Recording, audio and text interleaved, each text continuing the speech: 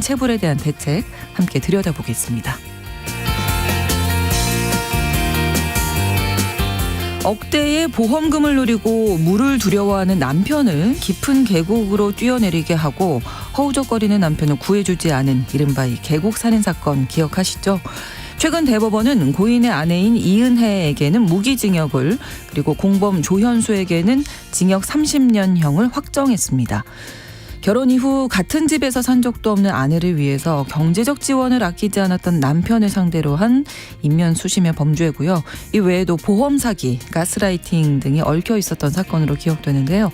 잠시 후 서해진의 범죄연구소에서는 최근 대법원 확정 판결이 난 이 계곡 살인 사건 다시 한번 자세히 들여다보겠습니다. 9월 26일 화요일 신성원의 뉴스 브런치 문을 열겠습니다.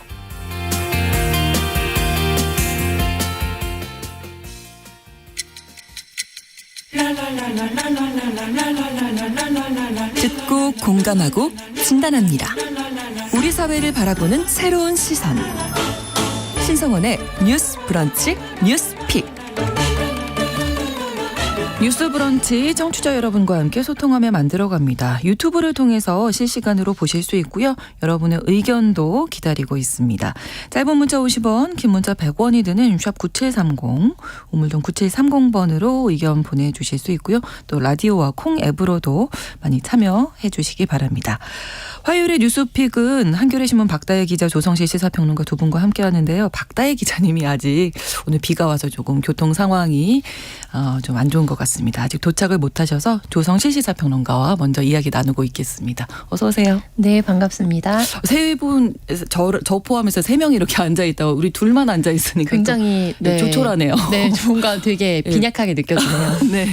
아이고, 지금 뛰어들어오고 계신데, 자, 일단 첫 번째 뉴스픽, 어제 정부가 임금 체불에 대해서 중대 범죄라면서 강한 단속 의지를 나타냈습니다. 대국민 담화문까지 발표를 했는데, 먼저 두 장관의 발언의 핵심, 박다혜 기자님 지금 도착하셨지만 잠깐 숨 고르시고요. 조성실 평론가님께서 정리해 주시겠습니다. 네. 어제 굉장히 이례적인 담화문이 발표됐는데요. 네. 이 핵심은 임금 체불에 대해 중대 범죄로 규정하면서 여기에 대해서 굉장히 엄격하게 이제 대응을 하겠다라는 기조를 발표한 것입니다. 네. 여기에는 이정식 고용노동부 장관과 한동훈 법무부 장관이 공동으로 이제 담화문을 발표를 했거든요. 네, 네. 그래서 가장 핵심적인 기치는 노사 법치주의. 그래서 사용자와 노동자 모두에게 법치주의에 근간해서 대응을 하겠다. 원칙에 따라 대응을 하겠다라는 기조였고, 임금 체불은 노동 가치의 본질적인 부분을 훼손하는 반사회적 범죄다. 그래서 근로자는 성실히 일하고 사업주는 일한 만큼 제때 정당하게 근로자에게 임금을 지급해야 된다라는 네. 기조 아래, 기존에는 이제 임금 체불이 현행법상 필요한 경우에는 3년 이하의 징역까지도 가능한 중대 범죄로 규정은 되어 있습니다. 네. 네, 현장에서는 대부분 이제 벌금형에 그치거나 이면 합의를 하게 되는 경우가 많거든요. 네. 그런데 이 경우에 소액이라도 고의적으로 체불한 사업자에 대해서 정식으로 기소를 하겠다. 그리고 이제 여러 차례 반복을 하거나 자신의 재산을 은닉한 정황이 있는 사업자에 대해서는 구속 수사를 원칙으로 하겠다라는 방침을 이제 천명을 했거든요. 네. 그래서 이와 더불어서 이제 이번에 또 올해 가장 주목을 받았던 수치가 있는데요. 체불임금이 1조 4천억 원을 넘어서면서 전년 대비 30% 이상 급증을 했거든요. 네. 그래서 이 이면 아래에는 이제 전 세계적으로 지금 경기가 굉장히 악화되어 있기도 하고, 네. 건설업이 또 도산 위기에 놓여 있는 곳들이 많이 생기면서 그런 여파가 크게 미친 것이다라고 네. 분석이 되고는 있습니다만, 이렇게 민생을 위협하는 범죄에 대해서 명절을 앞두고 또 엄격한 수사 방침과 정부의 대응 방침을 밝힌 것이라고 보실 수 있겠습니다. 그 1조 1,400억 원 이렇게 많이 증가할 정도로 좀 심각한 상태다. 그러다 보니 네네. 이제 고용부와 법무부가 이렇게 함께 담화문 발표한 게 이례적인 거죠. 처음 네네, 있는 그렇습니다. 일이죠. 네네. 네. 그래서 이제 기존에는 사실 개인이 체불임금을 그러니까 임금이 체불되는 경험을 하게 되면요. 네. 이제 고용노동부 산하에 있는 본인에 해당되는 노동지청이 있습니다. 그래서 온라인으로 접수를 하실 수도 있고, 네. 방문을 해서 이제 질의를 해가면서 접수를 하실 수도 있는데, 네. 자신이 임금 체불을 겪었다라고 신고를 해요. 그러면 관련해서 근로감독관이 현장에 와서 뭐 여러 가지 실사를 한다든지 조사를 합니다. 네. 그리고 대체로는 상호 간에 합의하에서 이거를 원활하게 해결을 하는 방향으로 가게 되고요. 네. 그렇지 않을 경우에는 이제 뭐 형사상 처벌을 받을 수밖에 없는 과정을 겪게 되는데 이제 원칙적으로 사실 구속이 된다거나 최종적으로 이제 징역형을 받게 되는 경우는 굉장히 거의 없다시피 하고 그래서 이 과정상에서 또 우리 법이 설계해 놓고 있는 여러 지침 때문에 네. 현실적으로 정부가 제공해 놓은 여러 가지 제도적인 지원 체계 혹은 형법 체계가 있지만 실질적으로 임금을 받지 못한 근로자가 다시 이제 약자로서 피해를 입게 되는 네. 악순환이 반복되고 있다라는 문제 제기가 좀 오랫동안 있어 왔습니다. 네, 박다희 기자님 이제 좀 괜찮으시셨어요?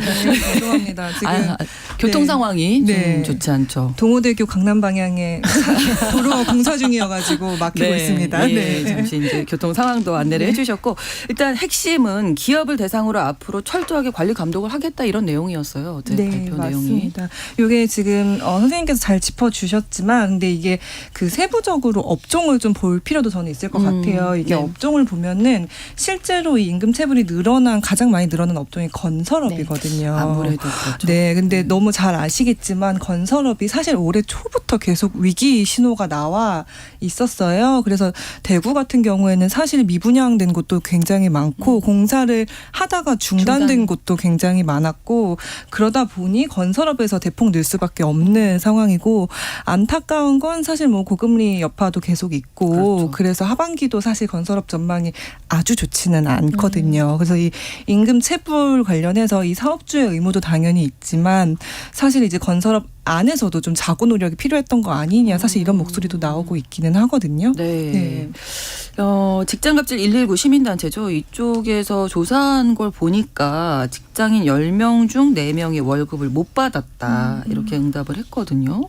네. 네, 이게 생각보다 사실 꽤 높은 수치시죠. 사실 생각하신 것보다. 그러니까요. 네. 그 10명 중 4명. 그렇죠. 이게 직장갑질 119가 1일부터 6일까지 올해 이번 달 1일부터 6일까지 만 19세 이상 직장인 1,000명을 대상으로 조사를 했어요. 네.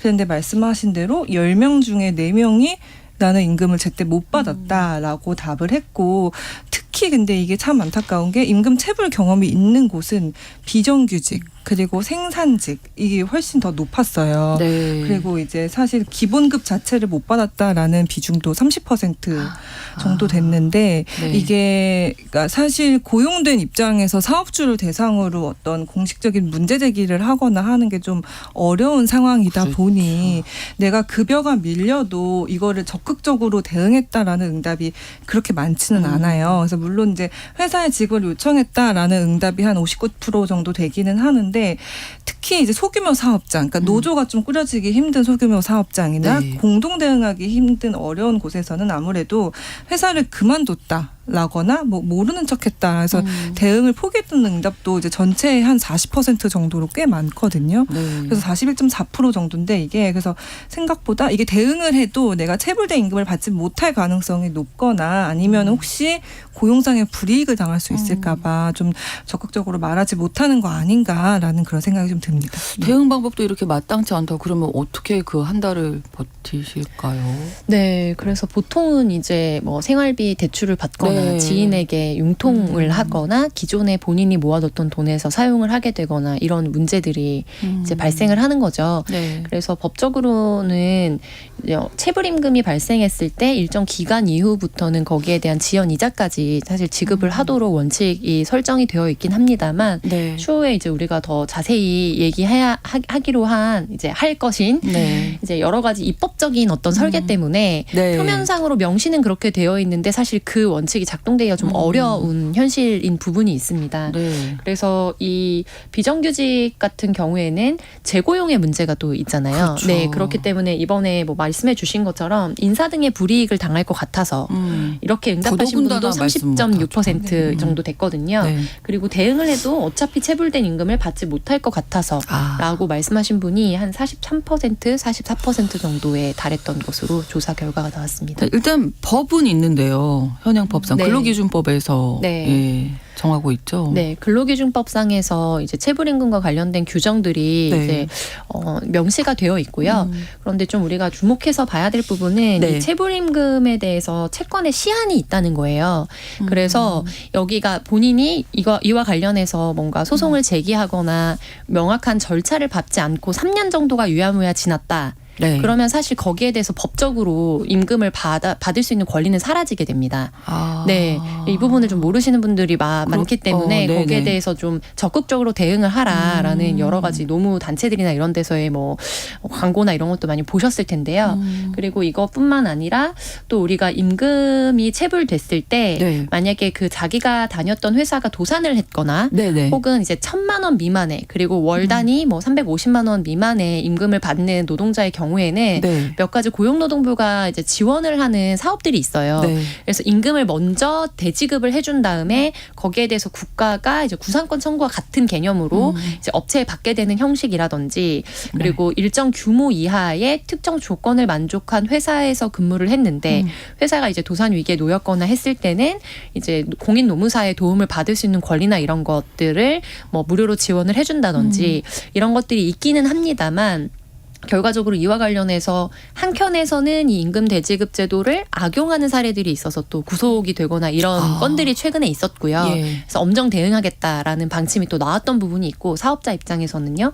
근데 이제 근로자 입장에서는 뭐 이게 특히 이주노동자 같은 경우에는 5인 미만 사업장 중에서도 농어촌 지역에서 근무를 해서 네. 이제 산업재해와 관련된 보험에 가입되어 있지 않은 업체에서 근무하시는 분들이 있거든요. 예. 그래서 우리가 이주노동자의 이제 체불임금에 대해서 여러 가지 뭐 1,000억대를 넘어섰다 이런 얘기들을 했었는데 이제 그 경우에는 또 대지급 제도를 이제 혜택을 받을 수 있는 업체가 아니게 되는 겁니다. 그래서 그런 사각지대의 문제 이런 것들에 있어서 이제 이번 명절에 이제 특별 근로감독을 실시를 하고 불시에 방문을 해서 이제 네. 대폭 인원을 늘려서 이거를 강화하겠다라고 발표는 했지만 네. 이것이 의미가 없는 건 물론 아니죠. 그런데 궁극적으로 봤을 때는 이제 원칙적인 부분을 재설계하지 않으면 네. 이런 문제는 계속 반복될 수밖에 없어서 임시 방편에 대응이 될 수밖에 없다라는 좀 아쉬움도 나타내는 분들이 많은 상황입니다. 네, 제일 처음에 말씀해 주신 채권에 그 시한이 있다라는 네. 부분부터 먼저 좀 짚어봐야 될 것 같은데요. 맞습니다. 이게 네. 사실 말씀하신 대로 이번 발표를 계기로 뭐 노동부도 뭐 특별 근로감독을 네. 실시하고 법무부도 뭐 특별 팀을 꾸려서 수사를 하겠다라고 하지만 말씀하신 소멸시효 폐지를 하는 문제는 노동계에서 계속 요구해온 사안이긴 하거든요. 이게 사실 저는 약간 명절 앞두고 노동자 달래기 차원의 대책을 발표한 거 아닌가 싶은데 이게 반짝 물론 정부가 메시지 내는 거 너무 좋죠. 근데 이게 반짝 단속이 되고 그 다음에 그냥 다시 관행대로 머물러 있으면 큰 의미가 없기 때문에 이 말씀하신 제도 개선이 계속 같이 이루어져야 되는 문제가 있어요. 그리고 네. 대지급금을 지급한다고 해도 그게 3개월치 정도 되거든요. 네. 근데 그럼 3개월 이상 밀린 임금을 다 받을 수 있는 건 그렇죠. 아니에요. 그리고 네. 대지급금을 해서 했는데 그 구상권을 회사에 청구를 했지만 국가가 돌려받지 못한 돈도 3조가 넘어요 이미. 네. 그래서 3조가 넘은 상황이니 이거를 이제 아. 무조건 대지급금 제도를 통해서 임금을 지급할 수만도 없는 그렇죠. 그런 상황이라서 전반적인 제도 개선이 계속 필요할 것 같아요. 그래서 노동계에서 계속 요구를 하는 것이 말씀하신 이런 임금 채권에 대한 소멸시효를 연장을 하는 부분. 그리고 사실 현장에서는 이게 대지급금도 사실 그거보다는 노동자와 그 사업주가 합의를 해서 네. 그냥 우리 복잡하게 가지 말고 근데 하지만 밀린 임금을 근데 그거는 우리가 줄 여력이 안 되니 이거보단 조금 낮춰서 해줄게 일단 줄게 이러면서 네. 약간 할인하는 그러니까 어쨌든 네, 합의를 네, 해서 네. 기존 진짜 밀린 임금보다는 적게 주지만 노동자 입장에서는 그거라도 사실 받는 게 이득인 전혀 거잖아요. 없는 것보다는 네. 그래도 그리고 하루하루가 급하게 빨리 급하죠. 돈을 네. 현금을 융통해야 되기 때문에 그리고 다달이 네. 카드값 나가고 이런 그럼요. 거 월세 일정생활비 나가고 때문에. 네 한다는 거 생각하면은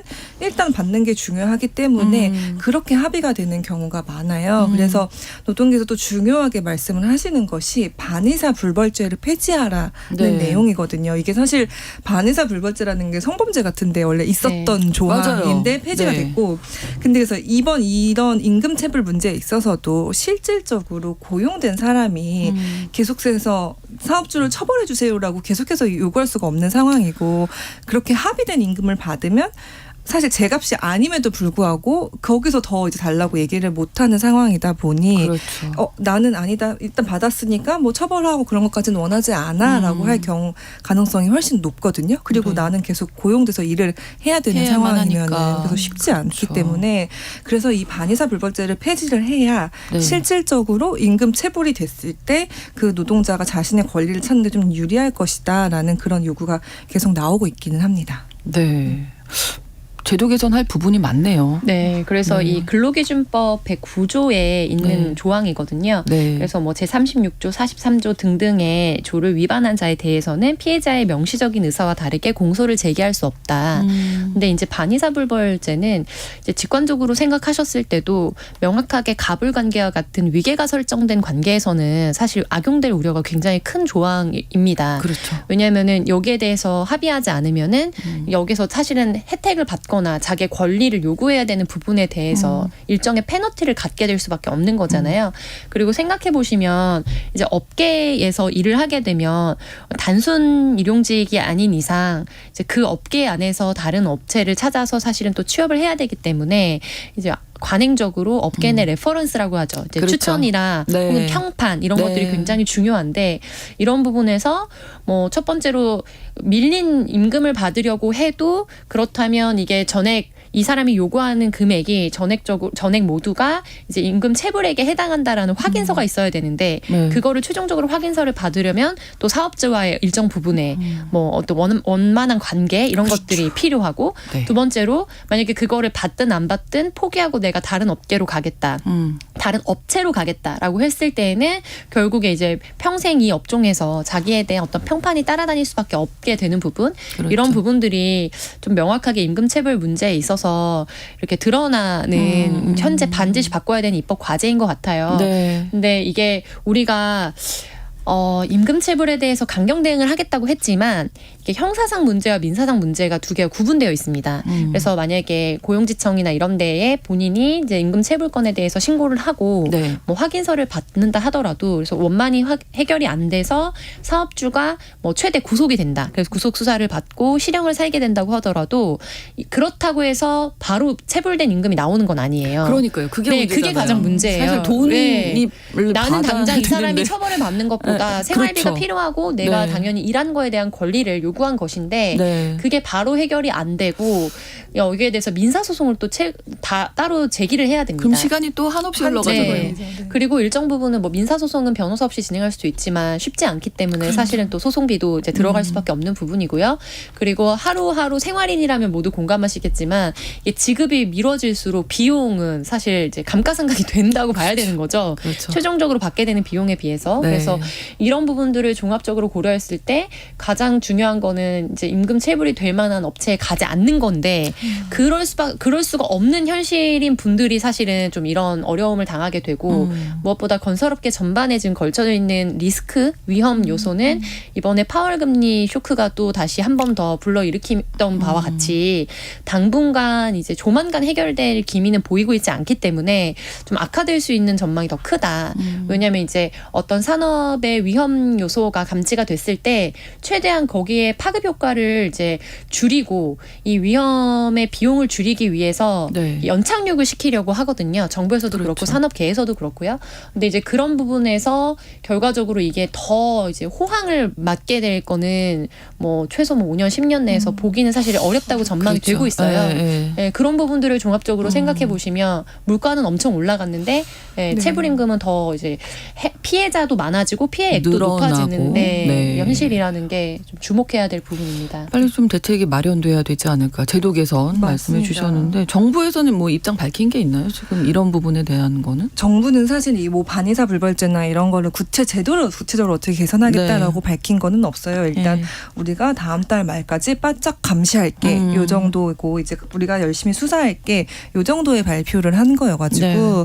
그래서 이 구체적으로 사실 그 뒷부분은 이제 입법적인 노력이 필요한 부분인 그렇죠. 것 같아요. 그리고 사실 그 반의사 불벌 조항이 그러니까 합의금을 주면서 사실 나는 처벌을 원하지 않습니다라는 이제 그런 각서를 쓰게 만드는 그런 역할을 하거든요. 그래서 실제로 2005년쯤에 반의사 불벌 조항이 이제 도입이 됐는데 그 전까지 보면 이제 행정지도가 그러니까 재판까지 가지 않고 그냥 네. 행정지도나 뭐 이런 합의를 통해서 체불 임금을 청산한 비율이 한 28.5% 정도였는데 네. 이 조항이 도입되다 보니까 네. 지난해에는 59.8%예요. 그냥 이렇게 행정지도 통해서 재판하지 않고 처벌받지 않고 네. 그냥 임금을 우선 받는 그 비율이 훨씬 늘었어요. 그렇군요. 그렇기 때문에 이제 근데 이제 저도 이제 좀 걱정이 되는 건 이건 입법적으로 좀 세심하게 고려해야 되는 부분인데 만약에 이제 노동계의 요구를 들어서 이 조항을 폐지한다고 할 때 폐지했을 때 그러면은 그 이후의 과정에서 노동자들이 이 말씀하신 당장의 임금을 어떻게 하면 최대한 빨리 수령하게 만들 것이냐, 네. 정부가 어디까지 대지급금 제도를 계속 운영할 것이냐, 이런 논의까지 좀 같이 돼야 되는 거 아닌가 좀 그런 생각이 듭니다. 근데 사업주가 왜 임금을 안 주는 걸까요? 뭐 경제적인 이유도 있겠지만 네, 사업주의 경제적인 경영상의 이유도 이유 있을 거고요. 네. 그리고 여기에 대해서 지금 이번에 구속 수사 방침을 밝혔던 이제 명확한 타겟 대상은 네. 이제 고의적으로 악의를 네, 네. 가지고 이제 상습적으로 체불을 이제 하게 되는 사업자에 대해서 더 엄중 처벌을 하겠다라고 네. 밝힌 거거든요. 그래서 이제 실제로 사례들이 있는데 예를 들면은 사업체를 열어요. 그 다음에 몇 달 임금을 주는 것처럼 해서 일하지 않는 노동자에 대해서 이면 이제 계약서를 쓰고 다시 임금을 돌려받는 겁니다. 그리고 난 다음에 경영상 어려움 때문에 폐업을 하는 것처럼 도산의 어떤 상태로 페이퍼 컴퍼니를 만드는 거죠. 그리고 거기에 대해서 대지급 제도 아까 말씀드린 네, 도산 네. 대지급 제도나 간이 대지급 제도를 통해서 정부로부터 받아요. 개인당 맥스 그러니까 최대 1,000만 원 정도까지 받을 수 있거든요. 그래서 그 조건에 맞게 회사를 설계하고 거기에 대해서 다시 이제 이 사람이 간이 대지급 제도를 통해 임금을 받으면 일정 부분 수수료를 떼고 다시 돌려받는 겁니다. 이렇게 해서 뭐 9억 원대, 5억 원대 이렇게 와. 이제 사실은 악용한 너무 사업자들에 대해서 악용인데요? 네. 최종적으로 뭐 징역형이 선고됐다 이런 것들을 고용노동부에서 올해 초와 작년에 보도 자료를 내기도 했거든요. 예. 그래서 저는 이런 부분들에 있어서 이제 임금체불 사안이 수치만으로 봤을 때도 굉장히 우리의 민생을 위협하는 위험 요소로 이제 급부상하고 있기 때문에 네. 원래도 문제였지만 그렇죠. 더 이제 부각이 되고 있기 때문에 이번에 이례적으로 두 부처가 공동 담화문을 발표했다고 보고요. 네. 또 이제 뭐 이면의 정치적인 함의를 좀 해석을 해보자면 이제 일부 노조에 대한 강경 대응이 계속해서 연달아 있었잖아요. 그리고 거기서 계속 강조했던 게 이원화된 노동 구조를 이제 합리적으로 개선하겠다라는 부분을 굉장히 이제 강조를 해왔고 그리고 노사 법치주의에 근간해서 엄정 대응을 하겠다라는 것을 굉장히 많이 반복해 왔습니다. 그렇기 때문에 우리는 사용자에 대해서도 엄격하게 법치주의에 근간한 대응을 하겠다라는 원칙을 천명한 것이다. 그래서 이제 뭐 부처 장관이 거기에 대해서 정치적 함의를 얼마나 가지고 이 담화문을 발표했느냐 뭐 무관하게 네. 결과적으로 정치적으로 국민들에게 전달되는 메시지는 그 어떤 정치적인 함의를 포함한 내용까지도 이번에 네, 여러 가지 영향을 줄 것이라고 봅니다. 네. 네. 그 최근에 위니아 전자 대표가 임금체불 혐의로 이제 구속이 됐거든요. 네. 그래서 뭐 이제 사실 요것도 하나의 그런 앞으로 이제 단속을 좀 철저히 하겠다라는 어떤 그 시그널이 아닐까 생각을 하고 말씀하신 대로 사실 저는 이제 어떤 명절 전에 이제 노동자 그동안 사실 노동자에 대한 강경 대응을 계속 해왔기 때문에 그거를 넘어선 좀 달래기 차원도 있는 것 같은데 어쨌든 분명히 제도 개선이 필요한 부분인 만큼 그 이후에 약간 입법적인 제도 개선도 좀 기대를 해봅니다. 그렇습니다. 뭐 정부가 어쨌든 나서서 임금 체불에 대해서 엄벌하겠다고 하니까 뭐 다행인 부분이 있는 것 같고 두 분 말씀 나눠주신 대로 제도 개선 촘촘하게 좀 필요할 것 같습니다. 뉴스브런치 1부 마치고 2부에서 뉴스픽 계속 이어가겠습니다. 11시 30분부터 일부 지역에서는 해당 지역 방송 보내드리겠습니다.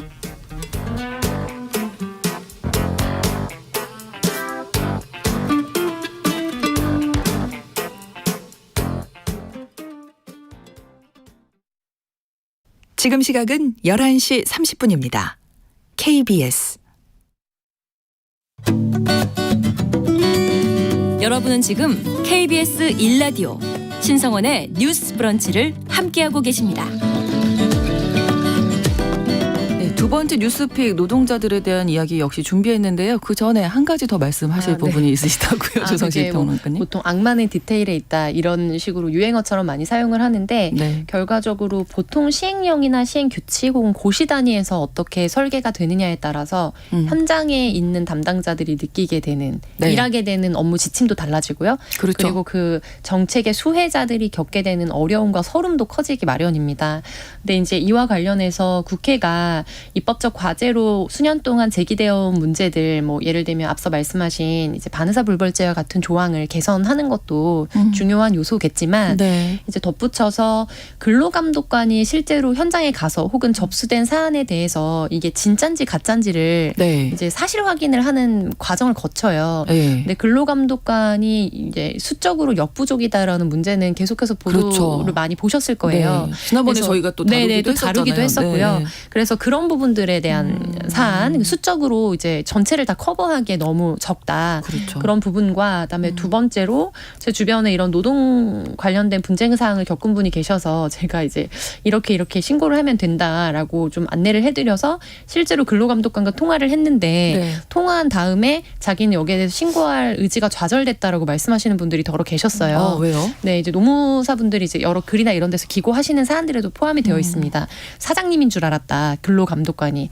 모든 근로감독관이 그런 건 아니겠습니다만 일정 부분에서는 그 업체 원래 그런 걸로 유명한데 모르시고 입사하셨냐 뭐 이런 문제가 되는 소지의 발언을 하는 근로감독관도 있거든요. 네, 그래서 그런 부분들에 대해서 근로감독관이 이제 정부로부터 채용돼서 사실 업무를 하게 되는 어떤 감수성을 가지고 일을 해야 되는가에 대해서도 사실 명확한 뭐 제 교육이랄까요? 계속적인 네, 부분에 네. 대한 정신에 대한 공유가 없으면 신고를 하려고 했던 이제 시민 다수들도 네. 이게 해봤자 안 되는 제도구나, 형식뿐인 제도구나. 정부는 이 문제로부터 나를 이제 구제해줄 수 없는 대상이다라는 좌절감을 느낄 수 있는 경우들이 잦기 그렇죠. 때문에 네. 이제 그런 부분들에 있어서도 제반적인 노력이 있어야만 이제 한두 명 혹은 뭐 수명을 구속 수사한다고 해서 이게 단큐 해결될 문제가 그렇죠. 아니다. 네, 네. 종합적인 사안의 개선이 필요하다는 부분을 강조하고 싶습니다. 네, 사실 이럴 의욕도 떨어지고 뭐 맞습니다. 믿을 구석도 네. 없고 이렇게 되면 네. 더 일하기 싫어지잖아요. 자, 두 번째 이제 이야기도 역시 노동자들 정신질환으로 인한 산업재해 신청 승인이 최근 몇 년 사이에 늘었다고 하는데 이게 서비스직, 그러니까 우리가 흔히 뭐 감정 노동자 이렇게 얘기 많이 하게 되는데 서비스직 종사자들의 극단적 선택 하는 경우가 한 해에 1,000명이 넘어요. 네, 굉장히 많죠. 지난해 개봉했던 영화 다음 소희를 네. 기억하실 수도 있을 것 같은데 감정 노동이라는 말이 들어오게 된 게 아마 이제 콜센터에서 그렇죠. 이제 그 콜센터 노동자들의 노동 실태가 드러나면서 좀 굉장히 계속해서 공론화되어 온 개념이고 그래서 네. 이제 실제로 산업안전보건법 등이 일부 개정이 돼서 시행이 되기도 했는데 그럼에도 여전히 이제 사실 내 감정적인 부분에 그런 과로와 스트레스를 받으면서 일하시는 분들이 많죠. 그래서 콜센터 분들뿐만이 아니라 이제 저희가 일상생활에서 마주하시는 여러 가지 판매원분들, 뭐 네. 영업사원분들, 뭐 텔레마케터 분들 그리고 이제 그렇죠. 저희가 아직 오히려 콜센터 노동자들은 조금 이제 우리가 이제 말을 조심해야겠다는 인식이 좀 생겼는데 전화 그죠? 걸면 그 네. 안내 문구가 네, 나오잖아요. 뜨잖아요. 네, 근데 아직 좀 여기서 좀 벗어나 있는 부류가 직접적으로 사람을 대하는 돌봄 노동자분들인 것 같아요. 그래서 요양보호사분들, 뭐 간병인분들, 네. 뭐 승무원분들, 호텔에서 서비스해 주시는 분들 저희가 굉장히 정중한 서비스를 받지만 그거에 대해 혹시 그걸 인지하지 못하시는 경우가 있다 보니 아무튼 이렇게 감정 노동자분들이 수반되는 경우가 많은데 네. 이번에 이제 데이터를 봤어요. 데이터를 보니 한국생명존중희망재단이 이제 자살 데이터를 가지고 있는데 네. 최근 10년간의 그 데이터를 분석을 해봤는데 서비스 종사자 그리고 있는 판매 종사자의 자살자 수가 2021년 기준 1,267명이에요. 근데 이게 10년 전에 비하면 10년 전에는 1,333명이어서 오히려 조금 줄어든 거 아니야라고 할 수 있는데 네. 전체적인 이제 그 자살하시는 분들의 이제 그 비중, 업종 비중을 보면 서비스직의 자살 비중이 오히려 8.4%에서 9.5%로 늘어났어요. 네. 늘어났다는 거는 사실 그만큼 이게 이 감정 노동으로 인한 과로와 사실 정말 그 스트레스가 어느 정도 되나 약간 짐작을 할 수 있는데 실제로 비슷한 연구도 있습니다. 그래서 네. 그 김이나 한양대 직업환경 교수님의 이제 연구에 따르면 감정 노동자는 일반 인구에 비해 우울증이나 이제 자살 생각의 위험성이 한 2배 정도 높다. 그래서 뭐 감정 노동을 어떤 그런 선택을 하게 되는 유일한 요인으로 볼 수는 없지만 네. 상대적으로 그 위험성과 가능성이 사실 일반 노동에 비해 훨씬 높다는 점이죠. 그래서 이 점을 좀 기억을 해야 될 것 같습니다. 또 공무원 같은 경우에도 정신질환 질병 관련 산재가 네, 늘었다고요? 맞습니다.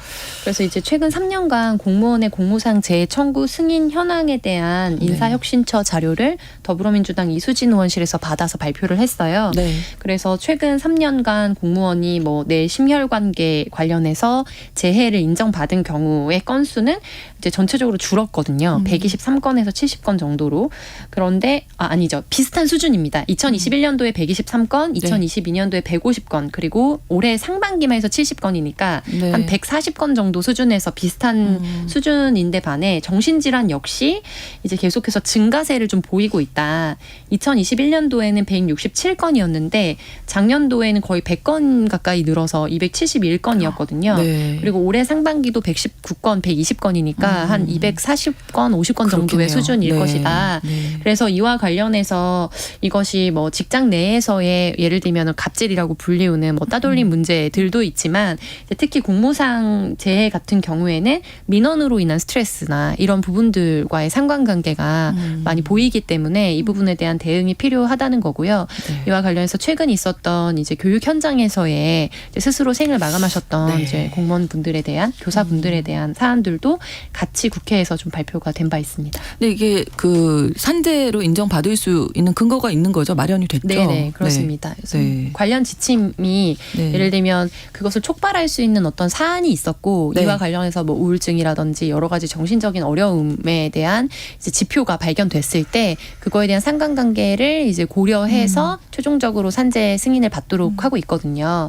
근데 아무래도 산재 승인을 받는 거의 과정 자체가 굉장히 보수적으로 이루어진다는 거는 우리가 익히 알려진 바잖아요. 네. 그것을 감안한다면 전반적으로 사실 어려움을 겪는 분들은 수적으로 더 많을 수밖에 없을 것이다라고 추산이 되고요. 네. 이 공무상재해 같은 경우에는 사실 이제 국회에서 나왔던 자료고 앞서 기자님께서 브리핑 해주셨던 사안 같은 경우에는 우리가 데이터 통계 자체를 감정노동자라고 분류하고 있진 않아요. 네, 그래서 그렇군요. 서비스업 종사자 네. 해서 이제 몇 개 다수가 포함되는 직군의 수치를 이제 재조합해서 나온 수치이기 때문에 이제 여러 가지 경향성을 크게 보여주는 지표다라고 볼 수 있겠습니다. 최근에 왜 이렇게 많이 늘었나를 생각해 보면 갑질 문화를 네, 이걸 또 맞습니다. 문화라는 이름으로 얘기하기가 좀 그렇긴 하지만 네. 생각을 안 할 수가 없네요. 맞습니다. 네, 사회 곳곳에서. 네, 네. 그 관련해서 이제 그 국민일보에서 좀 흥미로운 설문조사를 했더라고요. 근데 그 설문조사, 그러니까 국민일보가 나우앤 서베이에 의뢰 이제 뭐 성인 537명을 상대로 그 갑질에 대해서 설문조사를 한 거를 보면 내가 갑질을 당한 경험은 다들 많다고 해주셨는데 내가 갑질을 한 경험은 없다라는 답변이 더 높았어요. 내가 당한 적은 많지만 네, 내가 네. 한 적은 없다. 피해자는 많은데 네, 가해자는 가해자는 없는 없는 현실. 상황이. 그래서 네. 내가 일할 때 갑질을 당하고 감정을 숨긴 경험이 있다라는 건 한 57% 정도가 그렇다고 답했거든요. 근데 내가 한 번 감정 노동자에게 해본 경험이 있어는 한 20% 정도밖에 안, 절반 정도도 안 돼가지고 이제 기사에서 지적한 거는 혹시 나에게 너무 관대한 그 지점이 있는 거 나도 아닌가를 모르게 돌아봐야 한다. 예. 이런 얘기를 해주셨는데 이제 뭐 전반적으로 사실 뭐 법이 개정이 되고 했지만 여전히 이제 우리한테 그 인식도 좀 필요한 것 같아요. 그래서 사실 네. 법이 개정됐다고 해도 이런 그러니까 정신적인 스트레스와 뭐 적응 장애, 과로, 우울증 등으로 사실 산재 신청하는 건수는 또 늘고 있는 상황이어가지고 저도 그 최근에 사실 선생님한테 전화한 학부모님의 전화 통화를 듣기도 했는데 깜짝 놀라긴 했거든요. 그래요? 네, 그리고 사실 이제 주요 공무원 분들 계신 곳 특히 뭐 동주민센터에 네, 계신 네. 분들도 너무 어려워해서 오죽하면은 사실 바디캠을 착용을 하는 곳도 있거든요. 바디캠을 착용하고 어떤 그 민원인 악성 민원인을 대응한 훈련을 하고 그렇게 대응을 하세요. 그래서 사실 정말 핵심은 어떤 법 개정도 필요하고 뭐 처벌도 필요하고 산재 승인도 다 필요한데 말 그대로 나한테만 관대한 거 아닌지 하는 태도도 돌아보는 것도 좀 필요할 것 같습니다. 네. 고위험군도 분명히 있을 거고 사회에 이렇게 만연해 있다 보면 정말 특단의 대책이 필요한 그런 시점이 아닌가 네. 또 인식의 변화도 필요할 것 같고요. 9992번으로 서비스를 하시는 직업이신 것 같아요. 마치 권리인도 누리는 사람들이 많은데 서비스를 이제 받으시면 배려 해주셔서 감사하다 이런 말 한마디가 중요한 것 같다고 또 남겨주셨습니다. 우리가 꼭 기억해야 할 것 같습니다. 화요일의 뉴스픽 한겨레 신문 박다희 기자, 조성실 시사평론가 두 분과 함께 이야기 나눴습니다. 오늘 고맙습니다. 네, 감사합니다. 수고하셨습니다. 신성원의 뉴스 브런치는 여러분과 함께합니다. 짧은 문자 50원, 긴 문자 100원이들은 샵 9730, 무료인 콩앱과 일라디오 유튜브를 통해 참여해주세요.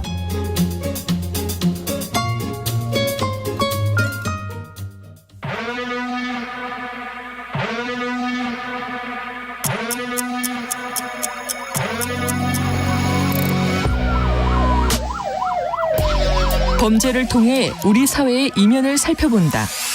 뉴스 브런치 서혜진의 범죄연구소. 우리 사회에서 벌어지는 범죄를 통해서 세상의 이면을 살펴보고 또 더 나은 사회로 가기 위해서 연구를 해보는 시간입니다. 서혜진의 범죄연구소, 오늘도 서혜진 변호사와 함께하겠습니다. 어서 오세요. 안녕하세요.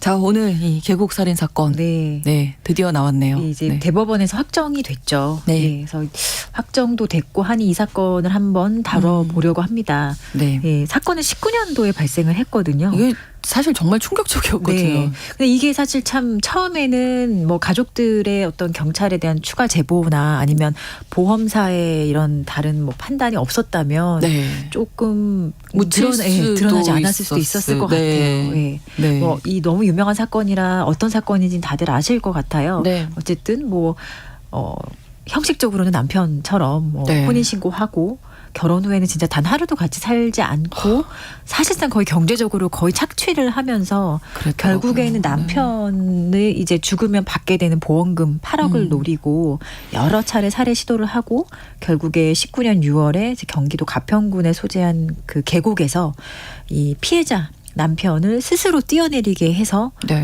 결국에 이제 구해주지도 않아 구호 조치하지 않고 사망하게 한 그런 사건입니다. 그래서 이제 살인죄로 결국에 이게 그 처벌이 됐던 그런 사안입니다. 네. 근데 이게 그 계곡에서 있기 전에 네, 여러 차례 맞아요. 뭐 이런저런 살인 시도를 시도. 네. 했잖아요. 이게 이것만 했던 것이 아니라 네. 사실 뭐 이 사건 있기 한 뭐 4-5달 전에 그 강원도에서 보거 독이 든 음식을 먹였다라는 혐의도 있고요. 그리고 그렇게 해서도 자기 계획이 실패하자 석 달 뒤에는 낚시터에서 네. 물에 빠뜨리려고 한 정황도 이제 확인을 했습니다. 그래서 이런 것들도 다 살인 미수 혐의로 검찰이 다 기소를 했던 사안들이고요. 일단은 뭐 어쨌든 이 법원 판결을 보면 이은혜에게 무기징역을 선고하는 이유 중에 하나로 만약에 지금 계속 사회가 격리되지 않으면 네. 그리고 정말로 이 사건으로 피해자가 만약에 사망하지 않았더라도 사망할 때까지 이렇게 살인 시도를 했을 걸로 보인다라고까지 판결에 기재가 됐었어요. 네, 네. 자, 이런 어떤 과정을 거치다가 결국 이런 이제 남편이 사망하게 된 건데 수사에 들어가게 된 계기가 있잖아요. 이것도 네. 또 좀 특이하죠. 또 이 계곡에서 사망했을 때 사실 네. 그때도 사망이기 때문에 조금 조사를 더 했었어야 되는데 네. 이때는 그냥 뭐 본인이 좀 무리해서 계곡에서 음. 뛰어내리다가 사실 누가 밀었던 것도 없고 그렇죠. 해서 경찰이 이거를 특별히 범죄 피해나 이런 뭐 사건으로 보지 않고 내사를 하다 그냥 종결을 해버리거든요. 네. 그냥 물놀이 하다가 사망한 사건 정도로 처리를 합니다. 익사 뭐 이렇게 예. 된 거죠. 근데 이 종결이 된 지 한 달 만에 이은혜가 보험사에 이 사망 보험금을 청구를 해요. 네. 본인이 이제 수익자로 지정이 되어 있었거든요. 그런데 이게 금액이 일단 8억이고 혼인 기간도 사실 뭐 그렇게 길지 않고 네. 그리고 이은혜가 이 보험에 가입하고 보험 납부를 못해서 여러 차례 실효가 됐다고 해요. 근데 실효가 됐는데도 다시 살려내고 어떻게든 다시 돈을 살려내고. 빌려서 또 돈을 네. 주변 사람한테 빌려서 네. 대납을 해서 또 보험을 여러 번 살려낸 거예요. 근데 이게 참 누가 봐도 보험사 입장에서는 그렇죠. 조금 이상하다. 좀 이상하다. 예. 네. 그래서 사실 이런 사건 보면은 오히려 경찰에서는 그냥 지나칠 수 있는 사건을 보험사에서 오히려 더 확인해서 이게 보험 사기라든지 다른 범죄가 연루되어 있다는 것을 밝혀지는 경우가 꽤 있어요. 그러니까 보험사에도 이렇게 보험 사기와 관련된 사건을 이제 전담해서 조사하는 팀이 뭐 대부분 전직 경찰이거나 이런 수사하시는 분들이 있기 때문에 네, 이런 네. 경우에 사실 너무나 제가 봐도 의심받을 만한 네. 상황이었습니다. 네. 그리고 여러 개 보험이 일단 가입되어 있었고 이게 총 8억 원이었다고 합니다. 그래서 보험 사기가 너무 의심되는 정황이 있어서 보험사는 이 보험 지급 요청을 일단 거부를 하게 됩니다. 네. 그리고 그 거부한 후에 이 피해자의 가족이 그 내사종결한 경찰서가 아니라 다른 경찰서에 뭐 그 피해자의 지인이라든지 뭐 이런 사람들의 여러 얘기를 듣고 아 이거는 좀 문제가 있는 것 이상하다. 같다. 범죄인 네, 것 네, 같다라고 네. 생각하고 사건을 제보를 또 다시 합니다. 그래서 경찰도 19년 11월에 재수사가 시작이 됐고요. 근데 여기서 결국에는 이은혜가 이제 뭐 실수라고 하면 실수고 아니면 참 이해하기 어려운 일반인이라면 정말 왜 이런 행동을 했을까 싶을 정도의 이해하기 어려운 행동을 하는데요. 보험사가 보험금을 안 주니까 이게 마치 뭐 어떤 대기업이나 보험사의 횡포인 것처럼 유명 그 시사 프로그램에 네. 제보를 합니다. 저는 이걸 보고 너무 깜짝 네. 놀랐었거든요. 그러니까 자기의 행동이라든지 이런 걸 전혀 인식을 못하고 오직 돈에 그렇죠. 돈에 눈먼 거죠. 네. 결국에 사람의 생명도 이 보험금 때문에 이렇게 참 경실한 거잖아요. 그렇죠. 그래서 이 방송사에 제보하고 또 인터뷰도 실제로 하게 되는데 그 인터뷰하는 과정에서 제작진이 좀 이상함을 느꼈다고 하고 그 네. 과정에서 취재가 시작이 됐고 네. 그러다가 이제 한 2020년 10월에 언론에 이 사건이 좀 보도가 되면서 네, 네. 이 실체가 하나씩 세상에 드러나기 시작을 했습니다. 그리고 예. 많은 사람들이 관심을 가지게 되었고요. 네. 그리고 공분했고 너무나 깜짝 놀랐고 네. 좀 소름 끼치도록 놀랐죠. 너무 대담한 행동인 거예요, 네, 사실은. 네. 자기가 이제 이 범행이 드러날 수도 있는데 네. 이런 것들에 대해서 전혀 개의치 않고 보험사가 나한테 잘못한 네, 거다. 그렇게. 거부했다. 이렇게 참 황당한 것 같아요. 제보를 했는데 일단 이은혜와 조연수 혐의 무기징역 그리고 조연수 공범이죠. 여기는 30년형. 네. 이게 판결 내용은 어떻게 됩니까? 일단 여기서 재판부에서 이제 판결의 결과는 뭐 살인죄가 이제 성립하느냐 안 하느냐 이게 가장 쟁점이었는데 그렇죠. 네. 결국에 이 검찰은 이거는 그 자귀에 의한 살인을 주장했어요. 그러니까 자귀 부자기가 조금 어려울 수 있는데 네. 우리는 보통 이제 범죄가 성립할 때는 뭔가 행위를 해야지만 성립이 되잖아요. 그렇죠. 뭐 절도라면 물건을 훔쳐야 되거나 그렇죠. 아니면 뭐 네네. 살인이라고 하면 사람을 죽이는 그 죽음의 결과와 인과관계가 있는 어떤 행동을 해야지만 성립되는 게 일반적인데 네. 형법에서는 부작위라고 해서요.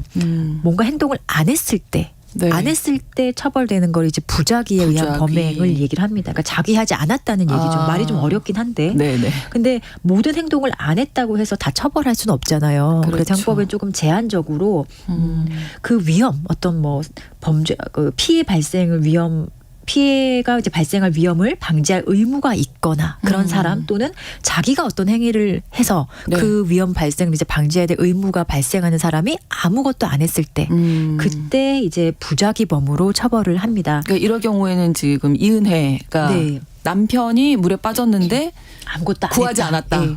그게 아무것도 안 했다. 법원에서 이거죠? 판단한 아, 결론이에요. 부작위에 의한 살인이 인정이 되고요. 검찰에서는 이거는 부작위가 아니라 아예 그냥 자귀다. 왜냐하면 오히려. 네. 이렇게 지속적으로 이 피해자에게 심리적 어떤 굴종 그런 상태를 이용해서 스스로 뛰어내리게 만든 거 이거 자체가 뭔가를 실행한 거라고 봤거든요.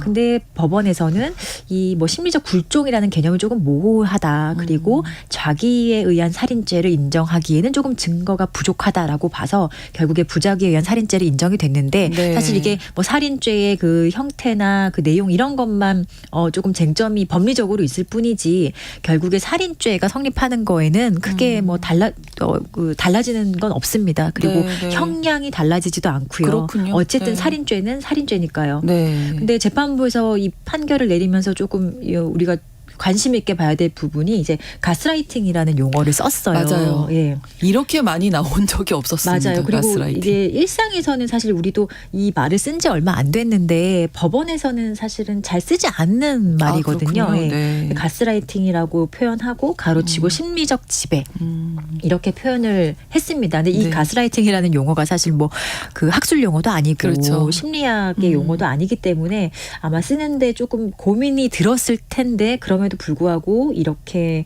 활용했다는 거는 이것 외에는 사실 설명할 이 단어가 없는 것 사건에서는 같습니다. 그렇죠. 네. 그 물을 그렇게 무서워한다는 네. 분이 자꾸 물을 뛰어내리게 하잖아요. 여러 차례. 그러니까 이렇게 행위를 할 수밖에 없게 만들었다. 네. 그건 가스라이팅 이외에는 뭐 설명하기가 맞아요. 어렵죠. 이런 식으로 피해자를 상당히 이제 심리적으로 지배하고 통제해서 결국에 네.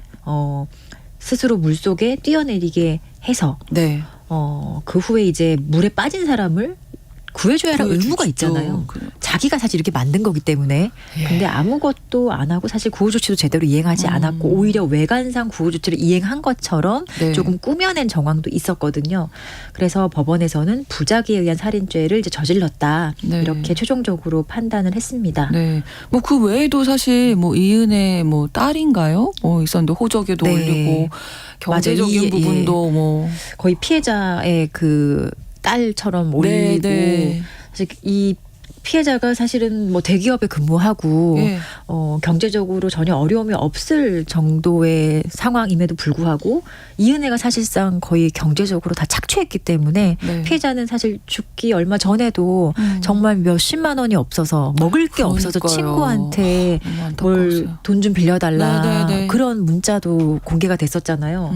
그거 보니까 너무 참 어떻게 하면은 저렇게 가능할까. 그러니까요. 근데 그게 사실 이건 정말 이런 식으로 계속 심리적인 지배와 통제와 이런 상황을 만들어낸 가해자의 책임인데 경우에 따라서는 이런 사건에 있어서 폭력의 피해자이기도 한 그 피해자에게 왜 그렇게 맞고 있어? 이런 질문을 하는 것처럼 네. 피해자가 너가 왜 이렇게 할 수 있어? 이게 가능한 일이야라고 묻는 경우도 왜 많은데 빠져나오지 못하고 네. 있니? 뭐 주변 분들은 그건 정말 좀 저희도 잘 봐야 될 부분이에요. 그렇게 말하기 어려울 정도로 네. 가해자가 이미 오랫동안 정말 공들여서 이 상태를 만들어 놓은 거죠. 그러니까 고립시킨 거죠. 예, 철저하게 외부와 모든 고립시키고, 사람으로부터 관계를 나만 믿게. 단절시키죠. 예. 그러니까 심리적 지배 가스라이팅이라는 게 우리가 그냥 흔히 많이 그냥 단어로만 사용을 했는데 이 사건 보면서 와 진짜 심리적으로 지배를 당하는 게 이렇게 무서운 거구나. 그렇죠. 뭐 이런 계곡 생각이 그 좀 높은 들었어요. 절벽에서 뛰어내릴 정도가 되니까 네. 사실 되게 무섭잖아요. 얼마나 네. 무서웠겠어요. 그렇게 뛰어내리지 않으면 내가 남자로서 대접을 받지 못하겠구나 뭐 이런 생각까지 네. 가신 거잖아요.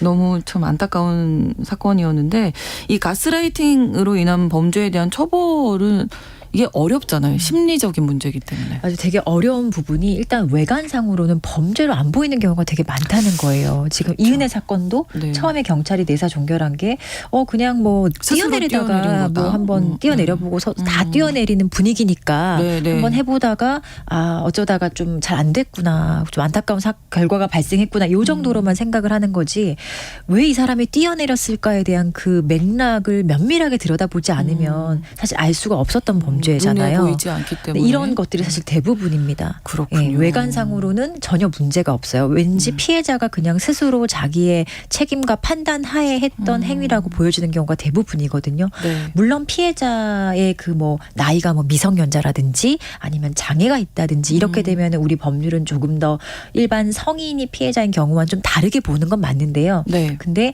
뭐 장애나 미성년자나 이런 다른 사정이 없이 그냥 정말 평범한 성인이 이런 사건에 연루됐을 때는 네. 그냥 본인이 판단한 그렇죠. 거 아니야? 자발적인 행동처럼 그렇게 보는 보이니까요. 거죠. 예. 네. 그리고 전혀 뭐 어떤 외관상 어떤 범죄라고 볼 만한 것들이 보이지 않는다면 네. 되게 어렵죠. 특히나 피해자가 그나마 생존에 있다면 이런 걸 주장해 볼 수도 있지만 그렇죠. 이런 식으로 피해자가 이렇게 사망까지 해버리면 주변 사람들이 적극적으로 이 맥락을 드러내지 않는다면 참 우리가 파악하기 어려운 범죄 중에 하나인 것 같아요. 네. 결론은 이제 이은혜는 무기징역, 공범은 30년형이 30년, 네. 확정이 됐습니다. 좀 씁쓸하네요. 이 사건 다시 이야기해 보니까. 오늘 서희진의 범죄연구소 서희진 변호사와 함께 이야기 나눴습니다. 오늘 고맙습니다. 네, 감사합니다. 마치면서 김윤아의 고잉홈 들려드리겠습니다. 뉴스브런치 내일 오전 11시 5분에 다시 오겠습니다. 고맙습니다. 지는 햇살에 마음을 맡기고 나는 너의 일을 떠올리며 수많은 생각에 슬퍼진다. 우리는 단지 내일의 일도 지금은 알 수